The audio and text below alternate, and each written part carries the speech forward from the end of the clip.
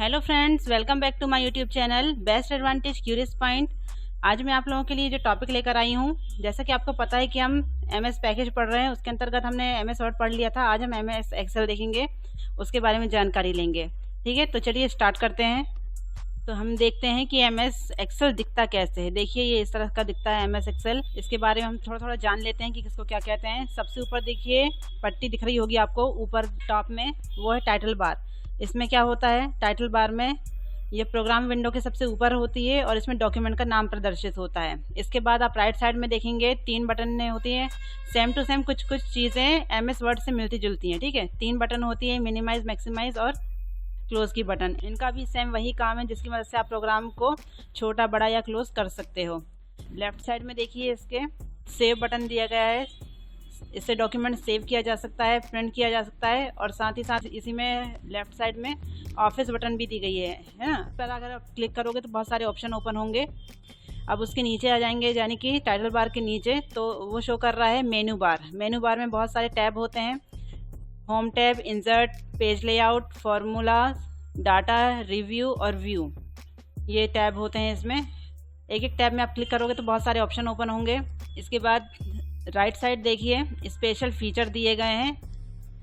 इनकी मदद से कोई भी काम आप सरलता से कर सकते हो। फाइंड और सिलेक्ट का ऑप्शन दिया गया है, फाइंड रिप्लेस भी कर सकते हो, शॉर्ट फिल्टर भी लगा सकते हो। अब यहाँ उसके नीचे देखिए रिबन दिया गया है, साइड में रिबन बना हुआ है। उसमें क्या दर्शाता है, ये रिबन एक पट्टी होती है जिसमें बहुत सारे फॉर्मेटिंग टूल बार और स्टैंडर्ड टूल बार मौजूद होते हैं। ठीक है, अब उसके नीचे देखिए फॉर्मेटिंग टूल बार, उसमें बहुत सारे ऑप्शन हैं। फ़ॉन्ट सिलेक्ट कर सकते हैं आप, फ़ॉन्ट को छोटा या बड़ा कर सकते हैं, फ़ॉन्ट को बोल्ड कर सकते हैं, इटैलिक कर सकते हैं, उसमें अंडरलाइन लगा सकते हैं। बहुत सारे कॉलम, उसमें कॉलम लगा सकते हैं, कलर चेंज कर सकते हैं, उनका अलाइनमेंट भी सेट कर सकते हैं, लेफ़्ट राइट किस तरह से आपको अलाइनमेंट चाहिए। रैप टेस्ट की सुविधा भी उपलब्ध होती है इसमें, मेल मर्ज की सुविधा भी प्रोवाइड करता है ये। डॉलर का साइन भी इसमें उपस्थित रहता है। तो बहुत सारी चीज़ें हैं इसमें। अब उसके नीचे आएंगे आप तो उसमें है फार्मूला बार। ये भी बहुत इंपॉर्टेंट है, कोई भी फार्मूला यहाँ अप्लाई किया जाता है और फार्मूला बार में कोई भी फार्मूला अप्लाई करने से पहले उसमें पहले इक्वल का साइन जोड़ा जाता है। ठीक है, पहले इक्वल का साइन लगाएंगे, उसके बाद दूसरी चीज़ें उसमें ऐड करते हैं। आप कोई भी सेल में काम करोगे तो वो कहाँ शो करेगा, फार्मूला बार में शो करेगा। थोड़ा नीचे आएंगे तो कॉलम हेडिंग दिखाई देगी आपको, जो अल्फ़ाबेटिकल ऑर्डर में रहती है। कॉलम हमेशा अल्फ़ाबेटिकल ऑर्डर में रहेंगे। पहला कॉलम देखिए ए है और लास्ट वाला क्या होता है, XFD। ये आपको पता होना चाहिए, अभी आगे हम पढ़ेंगे इसके बारे में विस्तार से। इसकी जानकारी हम थ्योरी में पढ़ेंगे, अभी केवल ऊपर ऊपर का बता रही हूँ मैं आपको कि किसको क्या कहते हैं। ठीक है, उसके नीचे आएंगे आप तो एक्टिव सेल लिखा है। जिस सेल पे आपका कर्सर रहेगा तो वो चौकोर बॉक्स डब्बे जैसे दिखेगा, वो हो जाएगा आपका एक्टिव सेल, मतलब वो सेल में आपको काम करना है। ठीक है, उसके थोड़ा नीचे आएंगे तो देखिए साइड में लेफ्ट हैंड साइड दिख रहे होंगे आपको, नंबर्स में 1 2 3 4 ऐसे नंबर्स बने हुए होंगे। वो होती है रो हेडिंग। जितनी भी पंक्तियाँ होती हैं रो, वो नंबर के फॉर्मेट में रहते हैं और जितने कॉलम रहते हैं वो ABCD के फॉर्मेट में रहते हैं। अब राइट साइड आएंगे आप तो देखिए वर्टिकल स्क्रॉल बार है, पेज को ऊपर नीचे करने के लिए है। और नीचे देखेंगे तो हॉरिजॉन्टल स्क्रॉल बार है। वर्टिकल और हॉरिजॉन्टल स्क्रॉल बार दोनों दिए गए हैं। पेज को लेफ्ट राइट मूव करने के लिए हॉरिजॉन्टल है और ऊपर नीचे करने के लिए वर्टिकल है। ठीक है, इससे थोड़ा नीचे आएंगे तो देखिए टैब शीट स्क्रॉलिंग बटन दिया गया है। बाय डिफ़ॉल्ट हमें 3 वर्कशीट प्रदान की जाती है एमएस एक्सेल के अंतर्गत। हम चाहे तो और भी शीट उसमें ऐड कर सकते हैं इसके ज़रिए। इसके द्वारा होता है कि देखिए बाय डिफ़ॉल्ट हमको 3 शीट दी जाती है एक्सेल के अंदर। हम चाहे तो अपनी इच्छा के अनुसार जितने में हमें काम करना है उसके अनुसार हम शीट बढ़ा सकते हैं और इसका नेम भी चेंज कर सकते हैं। रीनेम करके इसका नेम भी चेंज कर सकते हैं। ये जो शीट 1, शीट 2, शीट 3 लिखा है ना, इसकी जगह हम नेम भी चेंज कर सकते हैं। अब बीच में देखिए आपको लिखा होगा वर्कशीट विंडो। जो भी आपका काम होगा इस वर्कशीट विंडो में होगा। ठीक है, अब नीचे आएंगे तो इसमें लिखा है स्टेटस बार। स्टेटस बार क्या होता है, स्टेटस बार क्या होता है, स्टेटस बार विंडो के सबसे नीचे शो करता है, जिसमें जो भी सिलेक्टेड ऑप्शन है उसका स्टेटस शो करता है। ठीक है, बहुत इम्पॉर्टेंट है ये। राइट हैंड साइड देखेंगे तो जूम एंड जूम आउट का ऑप्शन दिख रहा होगा आपको। इससे आप अपने पेज को जितना चाहे छोटा कर सकते हो और जितना चाहे बड़ा कर सकते हो। तो ये है पूरा एमएस एक्सेल की विंडो है, ऐसी दिखती है। कुछ नाम इसमें शो कर रहे हैं, कुछ नाम नहीं शो कर रहे हैं। जितने नाम शो कर रहे हैं वो मैंने बता दिया और इन्हीं में से के अंतर्गत बाकी चीज़ें आती हैं। मेन इंपॉर्टेंट क्या है, आपको इसमें टैब के अंतर्गत और क्या क्या आता है वो आपको पता होना चाहिए। जैसे होम टैब के अंतर्गत क्या आएगा, इंसर्ट के अंतर्गत क्या आएगा, पेज लेआउट में क्या आएगा, फार्मूला जाहिर सी बात है सब फार्मूला लिखे रहेंगे, मैथमेटिकल हो, लॉजिकल हो या ट्रिग्नोमेट्रिक फार्मूला है, सब इसमें आएंगे। डेटा है, प्रीव्यू है और व्यू, इनमें क्या क्या आता है वो सब आपको पता होना चाहिए। ठीक है, तो ये है MS एक्सेल की विंडो। इसके आगे हम विस्तार से अभी पढ़ने वाले हैं इसके आगे, तो चलिए स्टार्ट करते हैं। MS एक्सेल, जिसका पूरा नाम माइक्रोसॉफ्ट एक्सेल है, जिसे केवल एक्सेल के नाम से भी जाना जाता है, यह माइक्रोसॉफ्ट कॉर्पोरेशन के द्वारा विकसित किया गया है। आपको सिर्फ कुछ पॉइंट है जो आपको याद रखना है। एक स्प्रेडशीट प्रोग्राम है जो डाटा को टेबुलेशन फॉर्मेट में रखने की सुविधा प्रदान करती है। इसमें डाटा टेबुलेशन फॉर्मेट में रहता है ना। यह माइक्रोसॉफ्ट ऑफिस सूट के अंतर्गत आने वाला एक एप्लीकेशन है। देखिए, जिस प्रकार पुराने समय में क्या होता था, डाटा को रजिस्टर में स्टोर किया जाता था रो और कॉलम के फॉर्मेट में, उसी प्रकार इलेक्ट्रॉनिक स्प्रेडशीट है ये एक्सेल। इसमें भी डाटा को व्यवस्थित करने के लिए रो और कॉलम बने होते हैं और रो और कॉलम की कॉम्बिनेशन से क्या बनता है, सेल, है ना, जिसपे हम कोई भी कार्य करते हैं। MS एक्सेल डाटा को व्यवस्थित करने के अलावा इसमें कैलकुलेशन किया जाता है, निर्णय लिए जाने की क्षमता है, डाटा ग्राफ तैयार करता है, रिपोर्ट तैयार करता है, इत्यादि फैसिलिटीज में दी जाती हैं। बेसिकली इसमें कहा क्या गया है, देखिए, अगर हम बात करें कंप्यूटर की, तो कंप्यूटर के MS एक्सेल की इसमें मेनली जो काम होता है वह बजट का काम होता है। जैसे अगर अब स्कूल लेवल पे जाओ तो उसका पूरा रिकॉर्ड रहता है, स्टूडेंट का सारा रिकॉर्ड रहता है। तो मेनली किस लिए यूज़ होता है ये आपको पता चल गया होगा कि रिकॉर्ड रखने में काम आता है। गणितीय कार्यों में यूज़ होता है, ये बजट बनाने में भी यूज़ होता है, बिल बनाने में भी यूज़ होता है, इसका प्रयोग किया जाता है। अब ये जो माइक्रोसॉफ्ट एक्सेल है, ये जो नाम है पैकेज होता है। पैकेज क्या क्या है, पैकेज में 5 चीज़ें मैंने बताई थी आपको, Word, Excel, PowerPoint, Outlook और एक्सेस। तो ये 5 मेन है ना। तो ये जो माइक्रोसॉफ्ट एक्सेल है, इसको अब एक्सेल नहीं बोलते, अब इसको वर्कशीट बोलने लगे हैं। ठीक है, इसके आगे देखते हैं क्या है। MS एक्सेल के अलावा भी ये कुछ अन्य स्प्रेडशीट हैं, जैसे कि उसी की तरह जो काम करती हैं, स्नोबॉल, लोटस 1 2 3, एप्पल नंबर्स इत्यादि, है ना। इसे डेटाबेस की तरह प्रयोग कर सकते हैं जो संबंधित डाटा को स्टोर किया जाता है। ये भी MS एक्सेल की भांति काम करता है। देखिए, MS एक्सेल के अलावा भी और भी हैं जो उसी की तरह काम करती हैं, और कौन कौन से हैं, तो ये स्नोबॉल, लोटस 1 2 3, है ना, एप्पल नंबर्स में एप्पल जो सिस्टम है उसमें एप्पल नंबर्स का पूरा यूज़ किया जाता है, वहाँ माइक्रोसॉफ्ट एक्सेल का काम नहीं होता। कुछ जगह स्नोबॉल, कुछ जगह लोटस 1 2 3 काम करता है। बाकी अगर आप देखें तो सेम ही है चीज़ें। ठीक है, वर्ड में भी आपने देखा होगा। तो ये चीज़ें हैं, ये आपको याद रखनी है। ठीक है, आगे देखते हैं। MS एक्सेल को प्रारंभ करना, कैसे प्रारंभ करते हैं। डेस्कटॉप पर या तो आइकन होगा तो उसमें डबल क्लिक करके ओपन कर सकते हैं, या जैसे हमने वर्ड ओपन किया था सेम वैसे ही है, स्टार्ट और प्रोग्राम, फिर MS ऑफिस, उसके बाद एक्सेल आपको मिलेगा। उसमें कोई सा भी वर्जन हो सकता है, 2007, 10, 13 जो भी हो। ठीक है, स्टार्ट बटन पर क्लिक करने के बाद रन कमांड ओपन होगा, उस पर आपको टाइप करना होगा एक्सेल। उस पर क्लिक करते ही आपकी MS एक्सेल की विंडो ओपन हो जाएगी। ये 3 तरीके हैं ओपन करने के। ठीक है, आगे देखते हैं। अब है माइक्रोसॉफ्ट एक्सेल के अवयव देख लेते हैं, इससे आपके बहुत सारे क्वेश्चन बनेंगे। ठीक है, टाइटल बार सभी जानते होंगे, वह माइक्रोसॉफ्ट एक्सेल की विंडो में सबसे ऊपर की पट्टी जो होती है वही टाइटल बार होती है। वर्ड में भी सेम है, ये जो फाइल के नाम तथा सॉफ्टवेयर में खुली है फाइल उसको शो करता है ना, सॉफ्टवेयर का नाम दिखाता है वहाँ पर, फाइल का नाम और सॉफ्टवेयर का नाम दोनों शो करता है वहाँ पर। तो टाइटल बार आपको समझ में आ गया होगा। अब है प्रोग्राम कंट्रोल विंडो। जैसे हमने वर्ड में पढ़ी थी, 3 बटन होती हैं, मिनिमाइज, मैक्सिमाइज और क्लोज बटन, जिसकी मदद से प्रोग्राम को छोटा, बड़ा या क्लोज किया जा सकता है। क्लोज करने से पहले वो आपसे पूछता है कि क्या आप इसे वाकई में क्लोज करना चाहते हैं या सेव करना चाहते हैं, तो हाँ अथवा नहीं में क्लिक करके वो आपकी विंडो बंद कर देता है। ठीक है, इसके बाद है रिबन हमने वहाँ भी पढ़े थे, सेम टू सेम है बिल्कुल। स्क्रीन या डेस्कटॉप के टॉप पर टाइटल बार के नीचे एक पट्टी होती है जिसमें बहुत सारे टूल बार होते हैं, standard tool bar, formatting tool bar, सभी चीज़ें उसमें मौजूद होती है, इसकी मदद से कार्य किया जाता है। ठीक है, इसके बाद है टैब। यहाँ टैब समझने वाली बात है, इसे थोड़ा समझ लेते हैं। देखिए, ये वाले इसमें बहुत सारे टैब मिलेंगे आपको, जैसे इंसर्ट टैब हो गया, होम टैब हो गया, page layout, page formula tab, data tab, review, view tab इत्यादि सभी चीज़ें मिलेंगी इसके दौरान। ये किस लिए यूज़ होता है, एक्सेल में कार्य के दौरान इसके यूज़ किया जाता है। ठीक है, इन कमांड्स को। ठीक है, और MS एक्सेल के टाइटल बार के ठीक नीचे मेनू बार आपको दिखाई देता है, उसी मेनू बार में ये बटन होती है जिसे टैब कहते हैं। ठीक है, आगे है कुछ महत्वपूर्ण कमांड देख लेते हैं जिन पे क्वेश्चन आपके बाहर निकल कर आएंगे। क्लिपबोर्ड क्या होता है? क्लिपबोर्ड हमने वर्ड में पढ़ा था। क्लिपबोर्ड में किसी सेल को, डाटा या टेक्स्ट को कट, कॉपी या पेस्ट करने के लिए कमांड रहता है। कोई भी टेक्स्ट अगर कट, कॉपी किया हुआ है तो वो डाटा क्लिपबोर्ड में जाके स्टोर हो जाता है, फिर हम चाहें तो उसे कहीं भी पेस्ट कर सकते हैं। ये फैसिलिटी दी गई है। आगे है अलाइनमेंट। अलाइनमेंट क्या होता है? इसका प्रयोग किसी सेल में टेक्स्ट के अलाइनमेंट को सेट करने के लिए किया जाता है। दो तरह के होते हैं मेनली, ये वर्टिकल और हॉरिजॉन्टल। आपको टेक्स्ट किस तरह दिखाना है ये दिखाई देता है। टेक्स्ट को इंडेंट, अब इंडेंट मतलब होता है टेढ़ा करना, है ना। इसे टेढ़ा कर सकते हो, किसी भी फॉर्मेट में आप कर सकते हो। अगर सेल में आपका टेक्स्ट भर चुका है तो सेल की अगली लाइन में लिखने के लिए रैप टेक्स्ट की भी सुविधा इसमें मौजूद है। इसमें दो सेल को मर्ज करने की फैसिलिटी भी दी गई है। तो ये सारी चीज़ें अलाइनमेंट में आएंगी, ठीक है। अब है टेबल। टेबल आपने देखी ही होगी। इसका प्रयोग सेलों के समूह को टेबल की तरह परिभाषित करने के लिए किया जाता है। देखिए ये टेबल डाटा को फिल्टर, इसमें क्या फिल्टर करने, उसे क्रम में व्यवस्थित करने में उपयोगी होता है।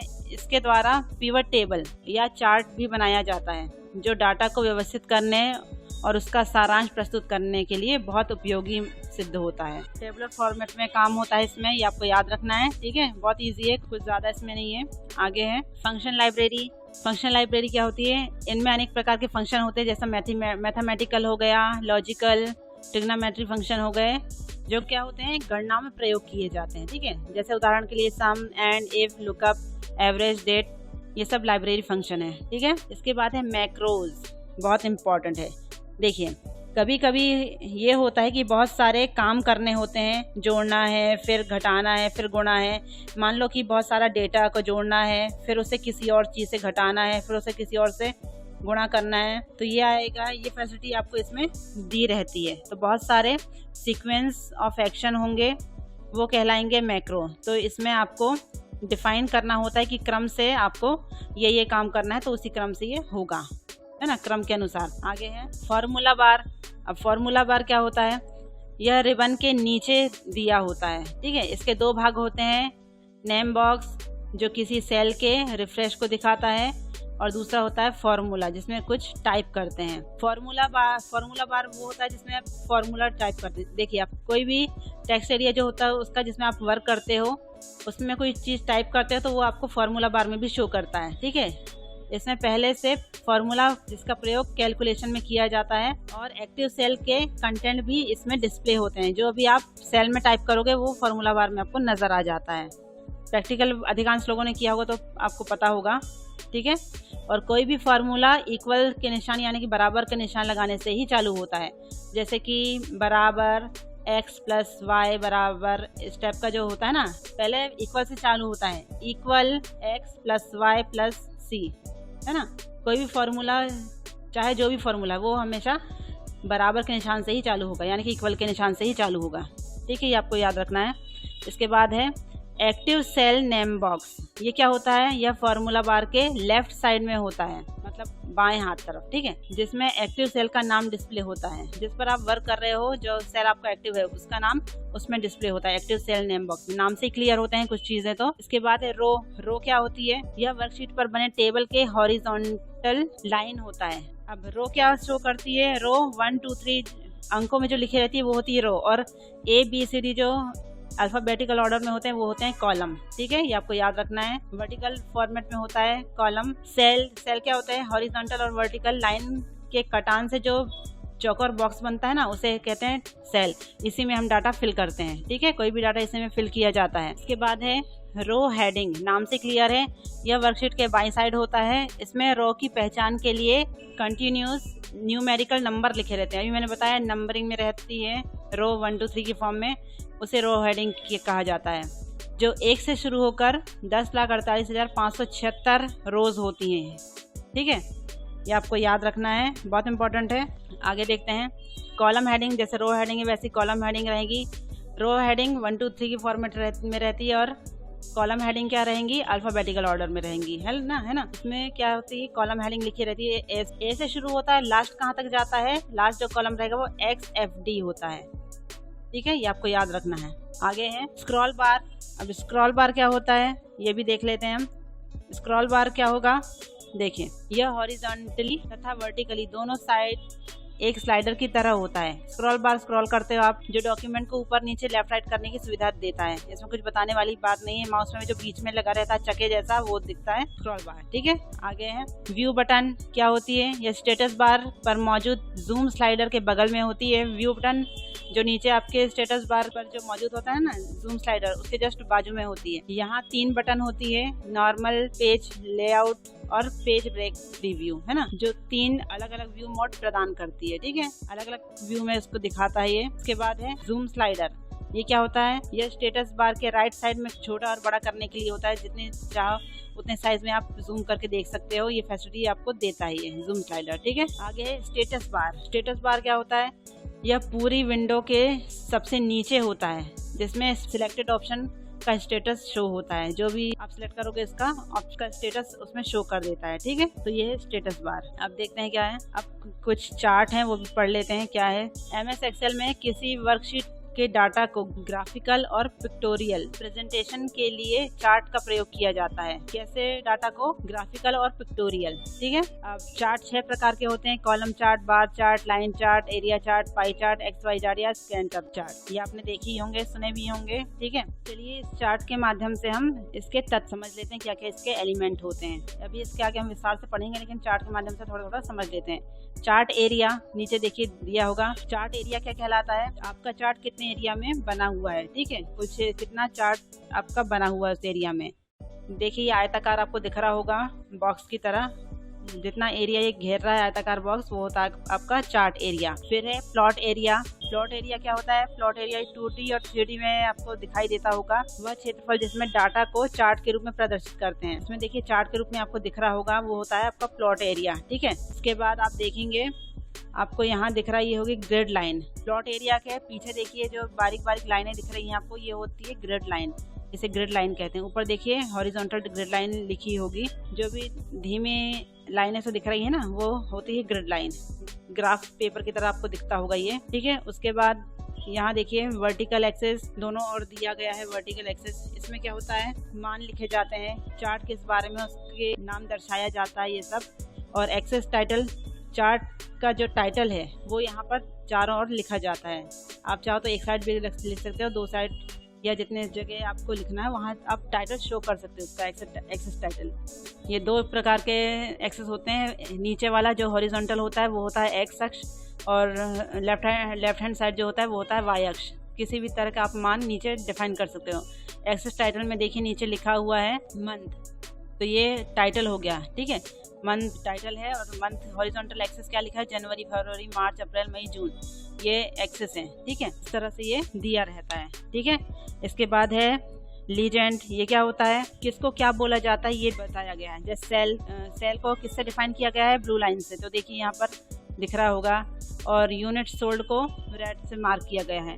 तो जिस चीज़ से मार्क आप करते हो, दिखाते हो, वो यहाँ लीजेंड में आ जाएगा। इसके बाद एक और होता है, एक डाटा लेबल होता है। ये लेबलिंग करने के काम आती है। जो चार्ट में उस मान को कॉलम की तरह एक व्यक्त किया जाता है। डाटा लेबल संकेत के रूप में सारणी बना दी जाती है। तो इस तरह से ये चार्ट के एलिमेंट है। ये आपको पता होना चाहिए कहाँ क्या होता है। चार्ट एरिया पूरे में कवर करता है। प्लॉट एरिया उसके अंदर 2D 3D में बने होते हैं जो, है ना। तो ये सब चार्ट के तत्व हैं, यानी कि एलिमेंट। अब इसके आगे हम इसके विस्तार से पढ़ेंगे कि क्या होता है। ठीक है, अभी जो हमने चार्ट के माध्यम से समझा ये वही है। इसमें लिखा हुआ है चार्ट एरिया। भी मैंने आपको बताया, आयताकार क्षेत्र, आयताकार में जो बॉक्स बना होता है वो होता है चार्ट एरिया, जितने एरिया में आपका चार्ट फैला हुआ है। प्लॉट एरिया उस आयताकार बॉक्स में जितने में आपका प्लॉट डिफाइन होता है वो प्लॉट एरिया कहलाता है। प्लॉट एरिया 2D या 3D में शो किया जाता है। ठीक है, इसके बाद है चार्ट टाइटल। ये चार्ट टाइटल 2 भागों में रहता है, एक्स और वाई। नीचे वाली जो रहती है, अभी मैंने आपको जैसे डायग्राम में समझाया था ना, एक्स अक्ष कहाँ होगा, वाई अक्ष कहाँ होगा, ये वही है। तो आप समझ गए होंगे। एक्स वाले में भी इसका टाइटल लिखा जाता है, वाई वाले में भी इसका टाइटल दर्शाया जाता है। कोई भी वैल्यू आपको दर्शानी तो इसमें दर्शाया जाएगा।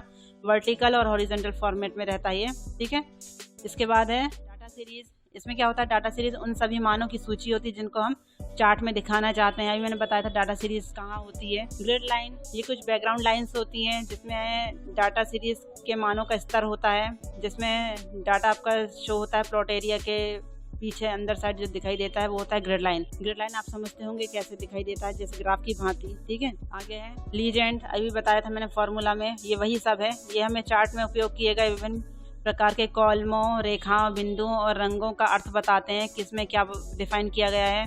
जैसे कि मान लीजिए आपने कोई आप टेबल बनाते हो, उसको चार्ट के माध्यम से डिफाइन करते हो, तो हर चीज़ को अलग कलर में दे देते हो, तो इसका मतलब ये, इसका मतलब ये, तो ये वही सब है। चित्र में संकेत नीचे दिखाए जाते हैं, ठीक है, संकेत के रूप में। डाटा लेबल वही है, डाटा लेबल के ये वास्तविक मान होते हैं जो चार्ट में उस मान को व्यक्त करने वाले कॉलम, रेखा चिन्ह के पास ही दिखाए जाते हैं। और डाटा सारणी यह एक साधारण सारणी होती है जिसमें सभी डाटा लेबल के मान दिए रहते हैं। वही जो अभी मैंने आपको चित्र के माध्यम से समझाया है, वही सब लिखा हुआ है। ठीक है, चित्र में आप बेहतर तरीके समझ गए होंगे। इसके आगे अब हम देखते हैं शॉर्टकट कीज। ये बहुत इंपॉर्टेंट है, इसे आप बिल्कुल नहीं छोड़िएगा। ठीक है, ये आपको याद करना पड़ेगा। जिनसे नहीं आता है बिल्कुल भी, उनको तो याद करना ही पड़ेगा, और जिनसे याद आता है तो वो एक बार अप्लाई करके देखिए, आपसे ऑटोमेटिक बनेगा। ठीक है, जितनी भी फंक्शन की है वो तो बहुत इंपॉर्टेंट है। ठीक है, F2 की प्रेस करोगे तो क्या हो जाएगा, चुने हुए सेल को एडिट करने के लिए, F5 किसी विशेष सेल पर जाने के लिए होगा, F7 किसी चुने टेक्स्ट या डॉक्यूमेंट में स्पेल चेक करने के लिए होता है, कंट्रोल और शिफ्ट के साथ सेमीकोलन का निशान प्रेस करोगे तो क्या होगा, करंट टाइम इंटर करने के लिए होगा, कंट्रोल के साथ आप सेमीकोलन की प्रेस करोगे तो करंट दिनांक इंटर करने के लिए हो जाएगा, Alt plus shift plus F1 नई वर्कशीट इंसर्ट करने के लिए होता है, शिफ्ट के साथ F3 एक्सेल फॉर्मूला विंडो खोलने के लिए होता है। ये सब बहुत इंपॉर्टेंट है, ये आपको पढ़ना पड़ेगा और याद भी करना पड़ेगा, क्योंकि इनसे बहुत सारे क्वेश्चन आएंगे आपके कंप्यूटर से कम आपके 8 से 10 क्वेश्चन तो आएंगे ही आएंगे। शिफ्ट के साथ F5 सर्च बॉक्स खोलने के लिए, शिफ्ट के साथ F5 की प्रेस करोगे तो खुल जाएगा, कंट्रोल के साथ F10 करेंटली चुने हुए वर्कशीट को मैक्सिमाइज करने के लिए है ये, कंट्रोल के साथ F6 खुली हुई वर्कबुक या विंडो के मध्य एक वर्कबुक से दूसरी वर्कबुक या एक विंडो से दूसरी विंडो पर जाने के लिए। कंट्रोल के साथ अगर आप F6 की प्रेस करते हो तो एक विंडो से दूसरी विंडो में आप पहुंच जाओगे, या एक वर्कबुक से दूसरी वर्कबुक में चले जाओगे। ठीक है, कंट्रोल के साथ पेज अप की प्रेस करोगे तो एक ही एक्सेल डॉक्यूमेंट के एक्सेल वर्कशीट के बीच मूव कराने के लिए होती है ये, और कंट्रोल के साथ पेज डाउन की प्रेस करोगे तो एक ही एक्सेल डॉक्यूमेंट के वर्कशीट के बीच मूव करने के लिए होती है ये, दोनों सेम ही है देखा जाए तो। ठीक है, इसमें क्या होता है देखिए, टैब के साथ कंट्रोल के साथ टैब की प्रेस करोगे तो क्या होगा, दो एक्सेल फाइलों के बीच में मूव करने के लिए होता है ये कंट्रोल के साथ टैब। ठीक है, इसके बाद क्या है, ऑल्ट के साथ इक्वल। ये सब चीज़ें जो शॉर्टकट की हैं बहुत इंपॉर्टेंट है ना, ये आपको पढ़ना है और याद करना है। चुने हुए सेल के डाटा को जोड़ने के लिए फॉर्मूला बनाना, चुने हुए सेल के डाटा को करंटली चुने हुए सेल में इंसर्ट करना, कॉमा फॉर्मेट में नंबर को फॉर्मेट करने के लिए, करेंसी फॉर्मेट में नंबर फॉर्मेट करने के लिए। देखिए जो control plus shift plus dollar का निशान है, मान लो कोई सेल को आप बोलते हो कि ये सेल फिक्स करना है। ठीक है, तो इसमें क्या रहता है, इसमें आप कुछ नहीं करना है, इस सेल को हमको फिक्स करना है, तो आप डॉलर क्लिक करके सेल की लोकेशन उसमें फिक्स कर सकते हो आप, ये फैसिलिटी रहती है इसमें। ठीक है, और control plus shift plus dollar का निशान करेंसी फॉर्मेट में नंबर फॉर्मेट करने के लिए होता है, और control plus shift plus has, इसका क्या किया जाता है, डेट फॉर्मेट में नंबर को फॉर्मेट करने के लिए किया जाता है। ये सभी चीज़ें बहुत इंपॉर्टेंट है, आपको याद होनी चाहिए। ठीक है, कंट्रोल प्लस शिफ्ट प्लस @ का की प्रेस आप प्रेस करोगे तो क्या होगा, टाइम फॉर्मेट में संख्याओं को फॉर्मेट करने के लिए। कंट्रोल के साथ स्पेस बटन संपूर्ण कॉलम को चुनने के लिए, शिफ्ट के साथ स्पेस बटन दबाओगे तो संपूर्ण पंक्तियां चुनने के लिए, जितनी भी रो है ना वो। ठीक है, और कंट्रोल शिफ्ट के साथ परसेंटेज की प्रेस करोगे तो क्या होगा, प्रतिशत फॉर्मेट में नंबर को फॉर्मेट करने के लिए होता है ये। तो ये थी शॉर्टकट की जो बहुत इंपॉर्टेंट थी। अब हम पढ़ेंगे, इन्हें भी जाना है, जो महत्वपूर्ण चीज़ें हैं उनको भी थोड़ा देख लेते हैं, ये भी इंपॉर्टेंट है। एक्सेल में उत्पन्न की गई वर्कशीट में बाय डिफ़ॉल्ट 3 वर्कशीट होती है। एक्सेल में आप कहीं ओपन करोगे तो बाय डिफ़ॉल्ट आपको 3 वर्कशीट मिलेंगी। आप उन्हें चाहो तो आगे और भी बढ़ा सकते हो, 4, 5, 6 जितनी भी बढ़ा सकते हो वो आप उसके माध्यम से कर सकते हो, लेकिन बाय डिफ़ॉल्ट 3 ही देता है। ठीक है, एक्टिव सेल वो होता है जिसमें आप करंटली वर्क कर रहे हो, अभी मैंने बताया एक्टिव सेल क्या होगा। और सेल किसे कहते हैं, रो एंड कॉलम के कॉम्बिनेशन से जो चौकोर डिब्बा होता है ना, बॉक्स बनता है, वो सेल होता है। और एक्टिव सेल जिसमें आप काम कर रहे हो। ठीक है, MS एक्सेल का फाइल फॉर्मेट या एक्सटेंशन .xls होता है, ये आपको विशेष तौर पे याद रखना है। इसका एक्सटेंशन। ठीक है, तो MS एक्सेल का फाइल फॉर्मेट या एक्सटेंशन आपको याद रखना है .xls होता है। ठीक है, चौथा है इलस्ट्रेशन ग्रुप। इसमें क्या दिया रहता है, इसमें पिक्चर, क्लिप आर्ट, शेप और स्मार्ट आर्ट इंसर्ट करने की फैसिलिटी इसमें मौजूद रहती है। जिनमें फैसिलिटी दी जाती है पिक्चर ऐड करने के लिए, क्लिप आर्ट का यूज़ करने के लिए, शेप चेंज करने के लिए, है ना, ये फैसिलिटी इसमें मौजूद होती है। डॉलर चिन्ह के द्वारा किसी सेल के लोकेशन को एक फिक्स पोजीशन पर लॉक करते हैं। देखिए, डॉलर निशान से क्या होता है, ये सेल फिक्स करता है। ठीक है, मान लीजिए कुछ आपका कोई काम हो चुका है, उसमें आप सेल में अब कोई काम नहीं करना है तो उसे फिक्स कर दी जाता है उस लोकेशन पर। तो आप डॉलर क्लिक कर दोगे तो सेल की लोकेशन वो फिक्स कर देगा। ठीक है, फिर इसके बाद है स्टैक बार कॉलम। किसी अद्वितीय वस्तु का सभी वस्तुओं से संबंध। इसका मतलब क्या होता है, किसी एक वस्तु का किसी अन्य वस्तु से संबंध बताते हैं ये। ठीक है, किसी एक वस्तु का दूसरी वस्तु से संबंध बताते हैं।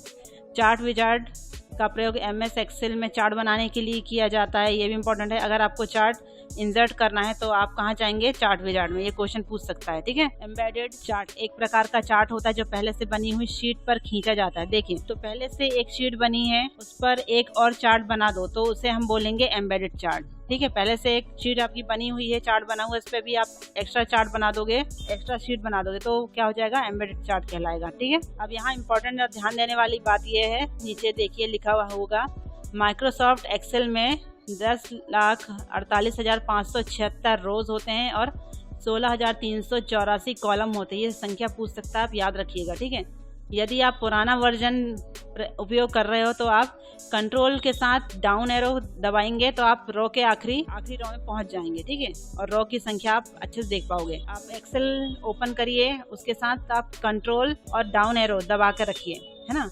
उससे क्या होगा, आप रो की आखिरी वाली लाइन में पहुंच जाओगे। आखिरी वाला रो आपको पता चल जाएगा कौन सा है, तो आपका नंबर क्लियर हो जाएगा। ठीक है, इसमें एक चीज और बता देते हैं, वर्जन से आपको हो सकता है पूछे कोई क्वेश्चन। तो 2003 में 65,536 रो होती थी और 256 कॉलम होते थे। और 2007 में 10,48,576 रो होती थी और 16,384 कॉलम होते थे। और अभी जो लेटेस्ट वर्जन चल रहे हैं जो भी हैं, तो उसमें 10,48,576 रो हैं और 16,384 कॉलम हैं। जो 2007 में होते थे वो 2010 में मिलेंगे और जो अभी तक में है वो मिलते जाएंगे। ठीक है, तो आपको वर्जन के अनुसार ये याद रखना है, बहुत इंपॉर्टेंट है। और सबसे इम्पोर्टेंट बात अभी मैंने बताया, रो किस फॉर्मेट में होंगी 1 2 3 के, और कॉलम किस फॉर्मेट में होंगे ABCD में। ठीक है, फॉर्मूला बार में फॉर्मूला कैसे टाइप होगा, इक्वल साइन से ही चालू होगा। कुछ फार्मूला उसमें दिए रहते हैं और कुछ आप चाहो तो अपने मन से भी बना सकते हैं, अपने अब सुविधा के अकॉर्डिंग। ठीक है, कोई भी आप बना सकते हैं, लेकिन शुरुआत कहाँ से होगी, हमेशा इक्वल के फॉर्मेट से ही होगी। ठीक है, तो फ्रेंड्स ये थे एक्सेल। इसमें मैंने MCQ नहीं रखे हैं, मैं चाह रही थी कि पहले पैकेज पूरा हो जाए, Word, Excel, PowerPoint, Access और आउटलुक पूरा हो जाए, उसके बाद हम ढेर सारे MCQ करेंगे जो परीक्षा की दृष्टि से महत्वपूर्ण है। इसमें हम प्रीवियस ईयर के क्वेश्चन के पेपर भी देखेंगे, जिससे आपको और भी ज़्यादा परीक्षा में हेल्प होगी। ठीक है, तो friends thanks for watching. I hope आपको ये वीडियो पसंद आ रहा होगा, इसकी जानकारी यूजफुल लग रही होगी। अगर आपको ये वीडियो पसंद आ रहा है तो प्लीज़ मेरे channel best advantage curious point को लाइक कीजिए, शेयर कीजिए, सब्सक्राइब करिए, बेल आइकन प्रेस करिए और साथ ही साथ कमेंट करना मत भूलिएगा।